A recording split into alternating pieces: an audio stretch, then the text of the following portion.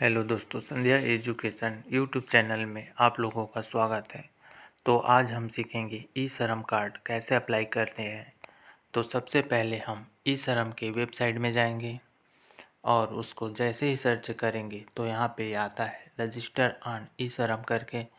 तो उसमें जैसे ही क्लिक करेंगे हम तो हमारे सामने ये जो डिजिटल सेवा पोर्टल है उसमें क्लिक करेंगे। फिर उसके बाद से यहाँ पे हम अपना आईडी और पासवर्ड डाल के इसको लॉगिन करेंगे। इसके बाद फिर यहाँ कैप्चा को डालेंगे। कैप्चा को डालने के बाद साइन इन में क्लिक करते हैं। जैसे ही हम साइन इन में क्लिक करेंगे तो हम ई श्रम के जो पोर्टल है उसमें पहुँच जाएंगे। तो यहाँ पे जो यू रजिस्ट्रेशन दिखाई दे रहा है उसमें क्लिक करेंगे। जैसे ही उसमें क्लिक करेंगे तो एक नया पेज ओपन होगा। तो सबसे ऊपर में हम अपना मोबाइल नंबर को टाइप करेंगे। मोबाइल नंबर को टाइप करने के बाद ये जो कैप्चा कोड है इस कैप्चा कोड को हमें यहाँ डालना है और जो ईपीएफ है वो नो रहेगा, ईएससी नो रहेगा। फिर सेंड ओटीपी में क्लिक करेंगे। जैसे ही हम सेंड ओटीपी में क्लिक करते हैं तो हमारे मोबाइल में एक 6 डिजिट का ओटीपी जाएगा। उस ओटीपी को डालने के बाद सबमिट में क्लिक करेंगे। फिर यहाँ से आधार ईकेवाईसी करने हैं। आधार ईकेवाईसी करने के लिए आधार नंबर को डालेंगे, फिर कैप्चा कोड को डालेंगे। कैप्चा कोड को डालने के बाद यहाँ पे कैप्चर बायोमेट्रिक को क्लिक करेंगे। उसके बाद फिर हम बायोमेट्रिक लेंगे। जैसे ही हम बायोमेट्रिक को लेंगे तो बायोमेट्रिक जैसे ही सक्सेसफुल हो जाता है यहाँ पे हम वैलेट में क्लिक करेंगे। वैलेट में क्लिक करते ही हमारा जो बायोमेट्रिक है वो सक्सेसफुल हो जाता है। उसके बाद फिर यहाँ ओके में क्लिक करेंगे। उसके बाद हमारे सामने सारी डिटेल खुलकर आ जाता है। फिर हम कंटिन्यू में क्लिक करेंगे। जैसे ही हम कंटिन्यू में क्लिक करेंगे तो हमारे सामने इस प्रकार से खुल के आ जाता है। मैरिड है तो मैरिड। उसके बाद फिर यहाँ से हम हस्बैंड नेम टाइप करेंगे, फादर्स नेम। उसके बाद फिर यहाँ हम टाइप कर देते हैं जो भी नाम है। उसके बाद फिर सोशल कैटेगरी आ जाता है। सोशल कैटेगरी को चयन करना है।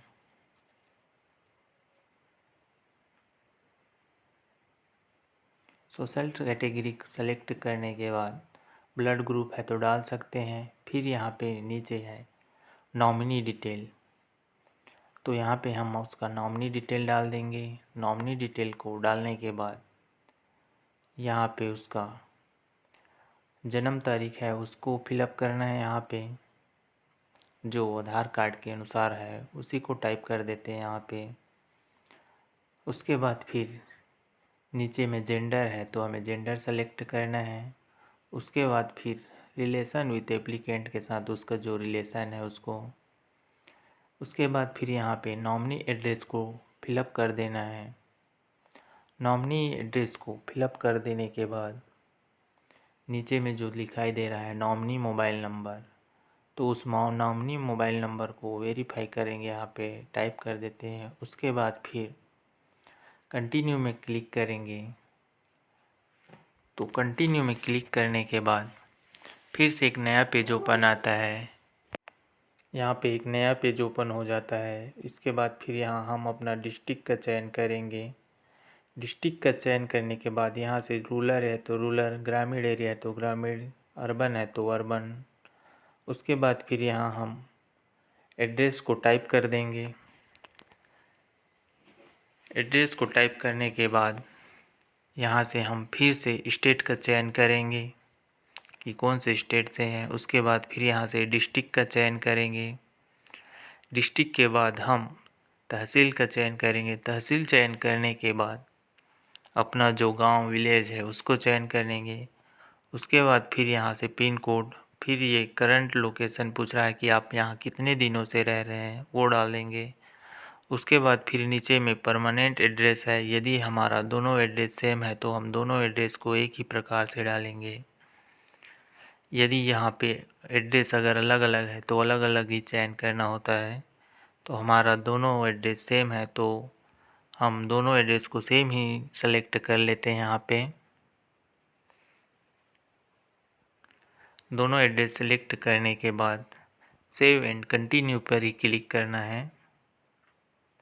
जैसे ही हम सेव एंड कंटिन्यू क्लिक करेंगे तो यहाँ पे हमारा जो योग्यता क्वालिफ़िकेशन है वो पूछ रहा है, तो यहाँ पे हम क्वालिफ़िकेशन डाल देते हैं। फिर सेव एंड नेक्स्ट पर क्लिक करेंगे। उसके बाद फिर यहाँ यस कर देते हैं या नो कर देते हैं। उसके बाद फिर हमारा जो ऑक्यूपेंशन वो डाल देते हैं, आप अपने हिसाब से डाल सकते हैं। फिर यहाँ पे आपका अनुभव, फिर सेव एंड कंटिन्यू में। उसके बाद फिर हमारे सामने बैंक डिटेल खुल कर आ जाता है। तो बैंक का जो अकाउंट नंबर है उसको टाइप करना होता है। यहाँ पे बैंक अकाउंट नंबर टाइप कर देते हैं। उसके बाद फिर नीचे में जो कंफर्म जो दिखाई दे रहा है उसमें टाइप करना होता है। कंफर्म में अकाउंट नंबर डालने के बाद अकाउंट होल्डर का नाम लिखने हैं। अकाउंट होल्डर का नाम लिखने के बाद जो नीचे में लिखा हुआ है look out for IFSC code, तो यहाँ पे हमारा बैंक का IFSC कोड को टाइप करना है।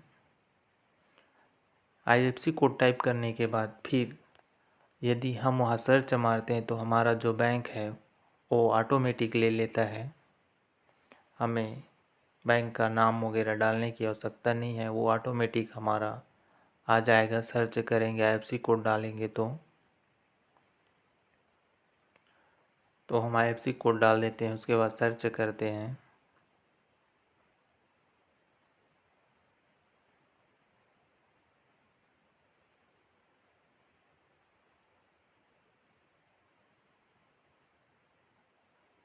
तो इस प्रकार से हम IFSC कोड डाल दिए। फिर सर्च करेंगे तो हमारा जो बैंक का नाम है ऑटोमेटिक आ जाता है। फिर सेव एंड कंटिन्यू में क्लिक करेंगे। सेव एंड न्यू कंटिन्यू में क्लिक करने के बाद हमारी सारी डिटेल यहाँ आ जाता है। उसके बाद फिर इसको मिलान कर लें। उसके बाद फिर नीचे आएंगे तो फिर से एक ऑप्शन है सेव एंड कंटिन्यू, तो उसको जैसे ही हम क्लिक करते हैं सेव एंड कंटिन्यू में, तो हमारा जो ई-श्रम जो कार्ड है वो जनरेट हो जाएगा। तो इस प्रकार से हम सबमिट करेंगे तो इस प्रकार से हमारा कार्ड जनरेट हो जाता है। तो इस प्रकार से बनाते हैं दोस्तों। Thanks for watching. धन्यवाद।